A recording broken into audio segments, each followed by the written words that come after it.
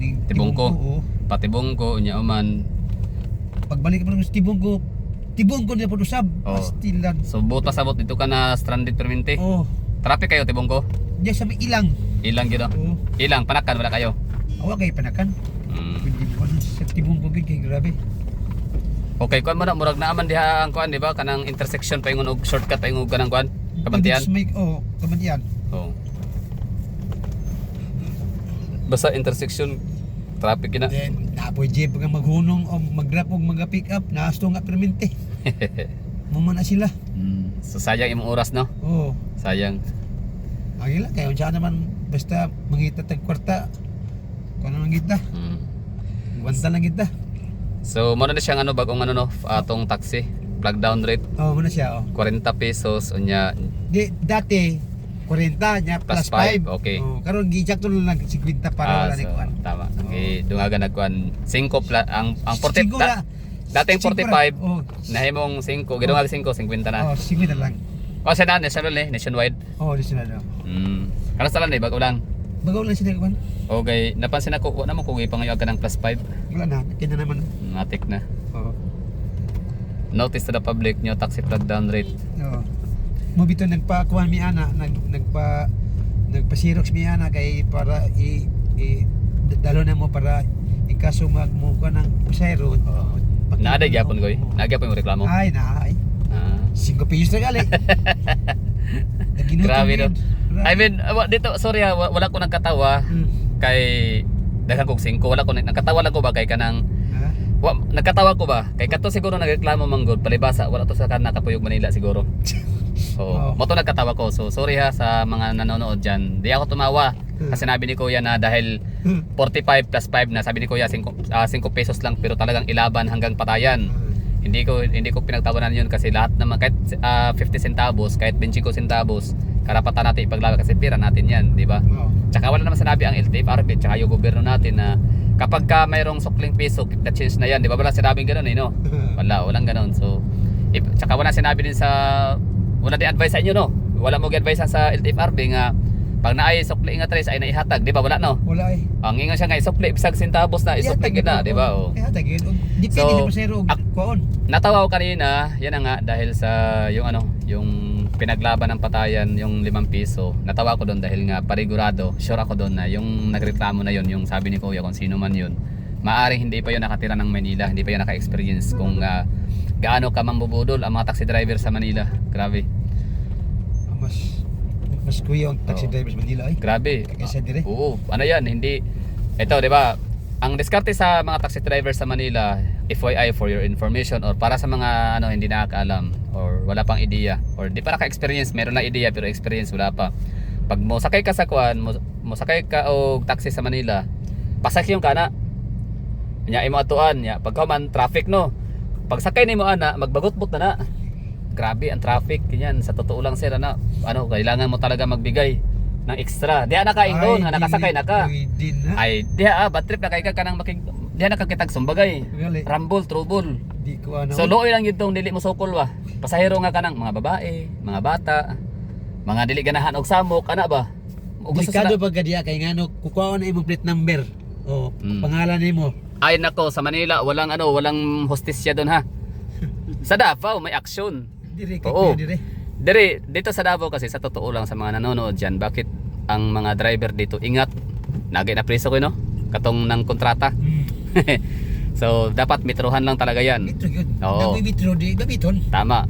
So yun, balik tayo sa Manila. So sa Manila, walang kwenta ang batas sa mga local ordinance sa Manila. O ano man, basta ewan ko ba, sa sobra sigurong dami ng reklamo o talagang kurakot ang mga pamunuan nila doon. Basta sa Davao City, ang rason dito bakit ingat yung mga taxi driver naman loko. Kasi nga isang sumbong ka lang, isang tawag ka lang, talagang action. So kulong. O talagang pwedeng basta may mga talaga yung consequences na may mga karampatang parusa talaga dito para sa mga driver na manloloko ng mga manggagancho ng mga pasahero. So sa Manila, sanay na yung mga yan. Kasi siguro yung LTFRB leader nila o yung mga taga LTO kung sino man yung mga departamento, mga kurakot ba? Pag kurakot gani ang pinakahid, ang opisina, kurakot gid tanan. Everything must follow, di ba? Murag domino effect ba? Diri sa Davao kay di man na magsilbi diri wala may ginatolerate.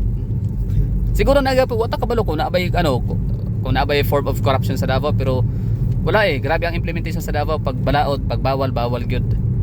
Pag dili gid pwede. Muna mismo busing si Digong gimo ko sa taga Manila. Oo, si Digong gyud kay si Digong ra may nakapawa sa kanang mga ninja ato kanang mga buhaya sa sa dalan. Oh lagi. Kuya kaya na. Sa term basta kanang na sa term na kanang mga kawatan sa kalsada kanang Kanang mga sa tawagan basta na term na lahi pa ng buhaya. Okay, kamo na taga LTO man na. Kanang basta mga kotong. Kotong, oo. Si Digong nakapawala sa kotong. Sa sa Manila. So dito sa Davao, talagang dito ang mga taxi driver, sa totoo lang sabi nga nila ang mga Davao daw disiplinado. Sa totoo lang matitigas talaga ulo ng mga taga Davao, wala lang choice kundi sumunod sa batas. Kaya ang Duterte gahi. Pag bawal gina. Implemented gid ba? So dito sa Davao, dito kapag batas-batas talaga may pangil. Kaya nga rason na minahal ang mga Duterte, hindi na ng mga taga Mindanao, maging taga Luzon tsaka ng Visayas. Talagang gusto nila ibalik ulit. Gusto nila ibalik si Digong matanda na yan, pero gusto na magpresidente ulit kasi kulang pa ang 6 years. Busing kining bayang kay sa atong panggobierno karon ba? Ay wala. Kasabot. Dagan kay kawatan. Kuan kanang gani mga krimen gani. huna-huna lang gud koy kanang ang imuhang presidente nagapolboron. No. Nagapolboron, di ba? Ang asawa nagapolboron, kidnapper og mga bata. Ang iyahang mga hippie pirakahid sa mga pulisya nagangiwi-ngiwi pod. Dili kasi si JLG si Abalos. Oh, di ba? Dagwa na. Di ba? Hiwi na. Hiwig mga naong, di ba? So mga kan mga hiwig kay mga papangig ba? Lain na Nya, ganahan kay na naton leader, di ba? Ay, wala. Mobita karon ang mga drugs karon nagkalat na. Kalat ang mga drugs karon. Lisod ang lisod atong gobyerno karon, wala na iwa jud tanag. Unya ang kwarta ko sa panggobyerno, hurot-hurot naman, silo. Kaya di na nato ma-blame si Sara kay nagsorry naman. Nagsorry kay salamat.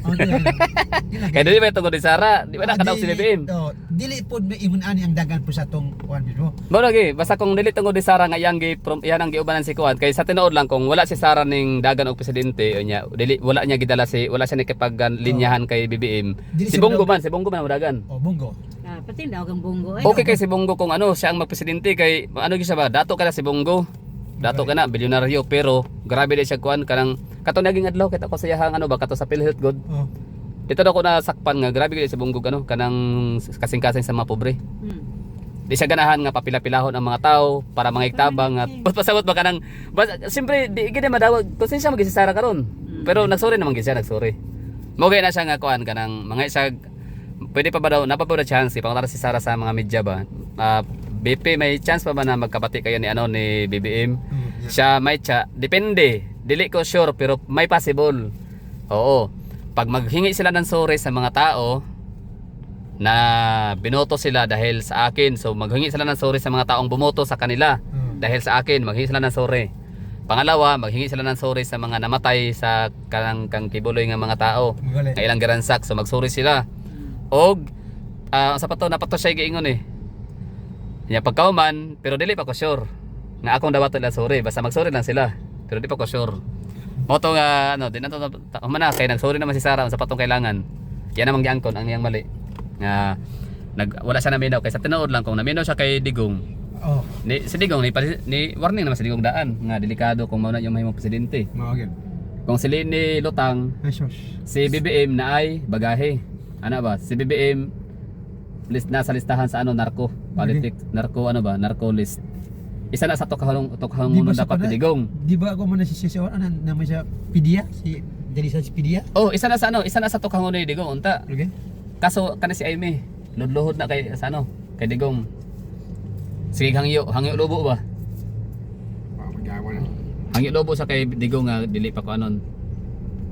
Sumoto nga ako nadunggan si Bongo katong niaging adlaw nga kuan dili siya ganahan nga ang kwarta sa mga tao example good makanan DSWD for peace kwarta na nato kwarta na sa mga tao Pero ang mahitabo kay murag ang kanang bago ka marilisan kailangan mo mga adlawon.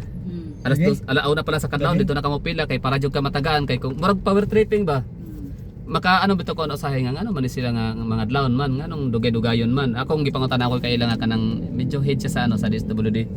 Kung ma'am ngano man ma'am nga kanang kailangan mga adlawon. Nganong kailangan mag-anto sa presyo nga ano sa kantidad nga 5,000 ang mga tao nga kuan man na kanang allotment man na para sa mga sa kanang mga ano bona fide o kanang mga eligible na makadawat.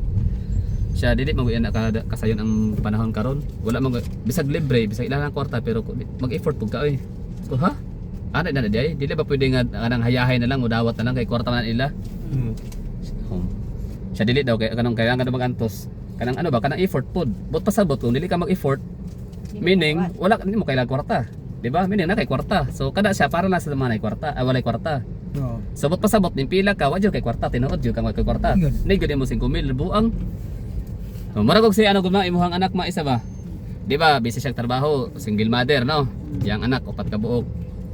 Di ba wala gyud siya ano dawat og purpose dugay kay panahon? Kung ako siyang ginaya kay ngano, ang requirements man god mo meeting pag ano isa ka adlaw mo absent sa trabaho. Ya kasayang ang trabaho ug mapotbol ka, di ba? So para sa kuha unfair kayo kay iyang anak upat ka buok.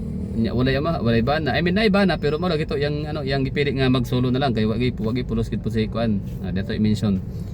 Wagi pulos. So di ba? So but pasabot matawgan siya sa DSWD nga di niya kailangan kwarta, di ba? Kaya di man niya kaya magsakripisyo isa ka adlaw. Grabe po na kailangan pa din magsakripisyo. Mo tuingon si Bongo nga dili dapat pasakripisyo ng mga tao. Dili kailangan paantoson. Kita ang modool kay kita man ang trabaho man nato, kita ang modool sa ilaha. Kita ang muhatod.